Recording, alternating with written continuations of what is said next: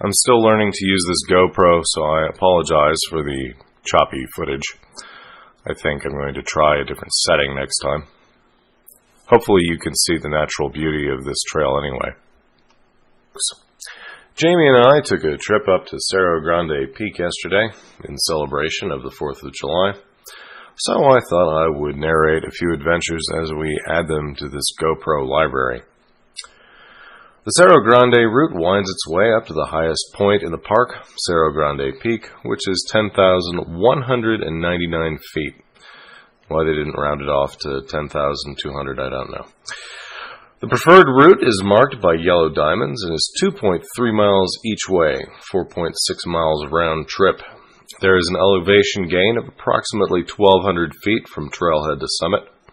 This route passes through the mixed conifer forest and is an excellent place to see wildflowers in mid to late summer. Definitely saw some of those in effect yesterday. The view of the Valles Caldera National Preserve and the lower elevations of Bandelier National Monument from the upper portion of the route is quite spectacular. We haven't gotten there yet. I'm still tripping over rocks in this part of the video. As this trail begins at high elevation and ends at even higher elevation, snow and ice may be present longer than at low elevations. This is very true, especially if you are doing this route before May or, say, after October. In late summer, thunderstorms can pose a serious threat. Yeah, we did hear some thunder in the background, but that did not deter us. Before hiking, be sure you are prepared with adequate gear and clothing. Hiking poles are recommended to help with hiking on steep or uneven terrain. I find this is not a particularly technical hike. As a matter of fact, most of the people we saw on the trail were young kids. Nevertheless, there are a few splotches where you have a lot of rock on the ground that you have to navigate. There is no water available along this route. Indeed, Jamie and I brought about 7 bottles of water with us on this trek up the mountain, and I think we managed to drink all of them.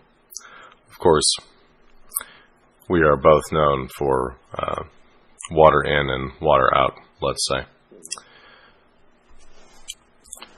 Although this scenery looks lush and beautiful, Cerro Grande Peak was actually the point of origin for the Cerro Grande fire, which is one of the, let's say, most unpleasant forest fires in the history of northern New Mexico. I'm going to read to you the description from Wikipedia. The Cerro Grande fire was a disastrous forest fire in New Mexico that occurred in May of the year 2000. The fire started as a controlled burn and became uncontrolled owing to high winds and drought conditions.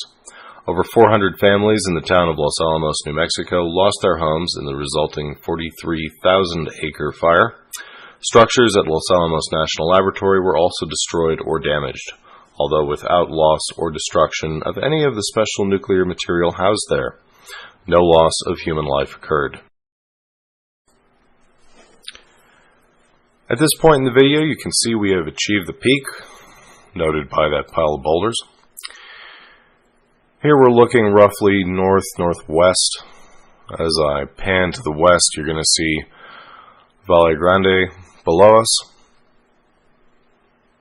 This is an ancient crater made by a giant volcanic eruption. Then proceeding to look down toward the south, you can see the Sandias in the very far distance. This was a beautiful, clear day with probably 50 miles of visibility, at least, from peak to peak. And then, as I proceed to scan more toward the east, you can vaguely make out the city of Los Alamos sitting down there in the valley below us. For whatever reason, we were overcome by a swarm of ladybugs at the peak of the mountain, as well as some butterflies. I am told that at least 8 of them grabbed onto my back on our trip down the mountain, but they all seemed to dissipate as soon as we got down into the tree line. I'm not sure whether ladybugs dislike the warmth of the trees, but they were definitely taking the high ground. A little bit about Valles Caldera National Preserve, which you can see is the valley in the background. Valles Caldera National Preserve is located in the center and at the top of the Jemez Mountains in north-central New Mexico. The 88,900-acre preserve encompasses almost all of the volcanic caldera created by a spectacular volcanic eruption about 1.25 million years ago. The caldera is dormant but not extinct and still displays signs of volcanic life with hot springs and boiling sulfuric acid fumaroles. The juxtaposition of large grassland meadows, or valles in Spanish, surrounded by rounded, forest-covered volcanic domes, provides the distinctive natural landscape that led to the name of Valles Caldera. These ecosystems, ranging from 8,000 to 11,254 feet, at the top of Redondo Peak, combine abundant rainfall, mixed conifer forests, and deep, rich soils to support a great diversity of animals, plants, fungi, and other organisms, including several thousand elk and healthy populations of mountain lions, bears, and coyotes. Happily, we didn't see any of the bears or even the coyotes on our short trip. Saw plenty of chipmunks, though. Heard a couple squirrels. That brings us about to the end of this adventure. I hope you enjoyed this quick hike with me and Jamie.